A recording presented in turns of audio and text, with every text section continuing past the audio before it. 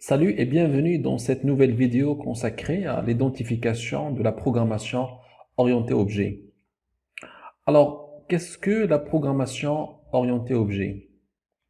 Pour comprendre la programmation orientée objet, faisons une comparaison entre la programmation procédurale, celle pratiquée par exemple en langage C, et la programmation orientée objet pratiquée en C++ et en Java et dans tous les langages de programmation qu'on trouve aujourd'hui.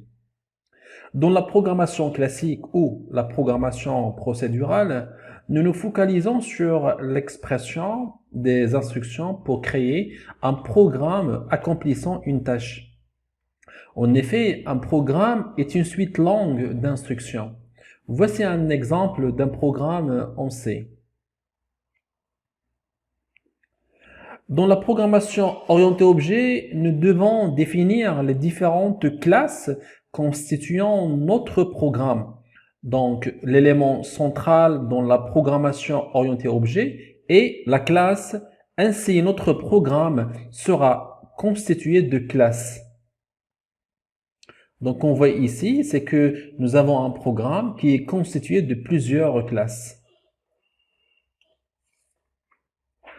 La première comparaison entre la programmation procédurale et la programmation orientée objet est que dans la programmation procédurale, il faut poser la question quelles sont les instructions à écrire pour créer le programme. Par contre, en programmation orientée objet, il faut définir les classes qui vont constituer le programme à développer. Alors, c'est quoi une classe? Une classe est composée de deux parties. Alors, on trouve les données ou ce qu'on appelle les attributs membres. On trouve aussi les fonctions ou les méthodes membres. Alors, pour définir une classe, il faut définir les données constituant cette classe et les méthodes qui vont manipuler les données de la classe. Voici un exemple d'une classe appelée cylindre. Alors, dans cette classe-là, on trouve donc trois parties. La première, c'est le nom de la classe. Il s'appelle cylindre. La deuxième partie, c'est les données qui vont constituer cette classe-là. Ce qui veut dire que un cylindre est composé du centre, ensuite du rayon, ensuite de la hauteur. Et dans la troisième partie, on trouve les méthodes ou bien les fonctions qui vont manipuler les données de la classe cylindre. Par exemple, ici, on trouve la méthode définir, c'est-à-dire x, y. Définir le rayon, on trouve une méthode pour modifier x, y, pour modifier aussi le rayon. Et on trouve la fonction calculer surface et calculer volume. Dans la programmation procédurale, nous construisons des bibliothèques de fonctions. Par exemple, en langage C, nous trouvons les bibliothèques suivantes stdio.h, math.h, stdlib, etc. Ces bibliothèques vont nous servir pour réutiliser les fonctions déjà définies dans de nouveaux programmes.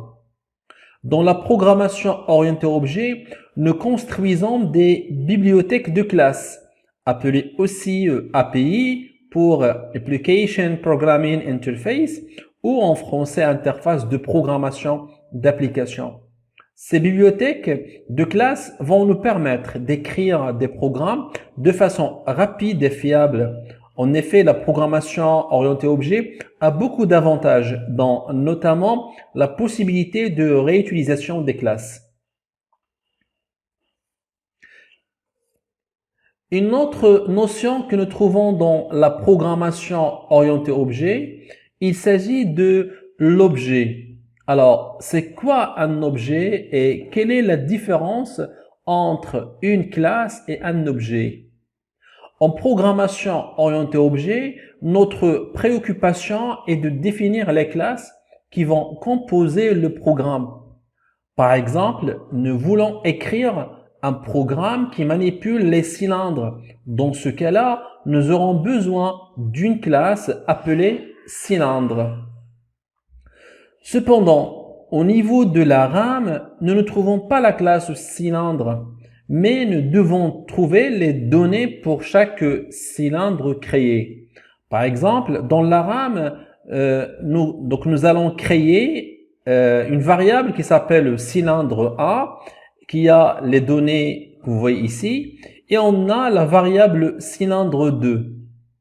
Donc on a deux variables, cylindre 1 et cylindre 2. Donc cylindre 1 et cylindre 2 sont appelés des objets de la classe cylindre. C'est-à-dire que grâce à la classe cylindre, nous avons pu créer deux variables cylindre 1 et cylindre 2. Ces deux variables sont appelées objets. Par analogie, nous pouvons considérer une classe comme un type et l'objet de la classe comme la variable du type.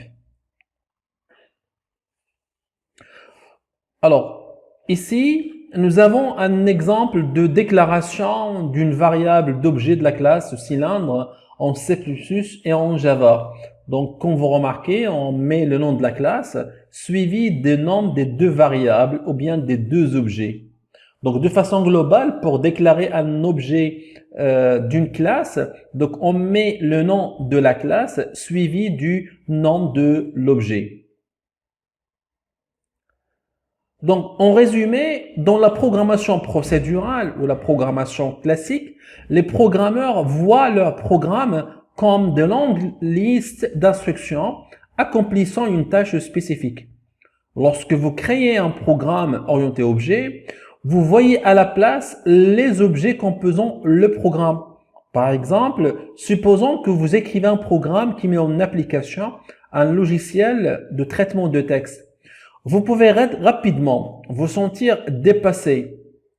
En revanche, si vous regardez le logiciel de traitement de texte comme une collection d'objets, le programme devient rapidement moins difficile. Voilà un exemple, et voyez ici la figure qui illustre les objets principaux d'un logiciel de traitement de texte. Merci de regarder cette vidéo consacrée à répondre à la question « Qu'est-ce que la programmation orientée objet ?» Si vous avez des questions ou des suggestions, n'hésitez pas à me laisser un commentaire, je le lirai et je répondrai. Merci encore une fois et je vous dis à très bientôt.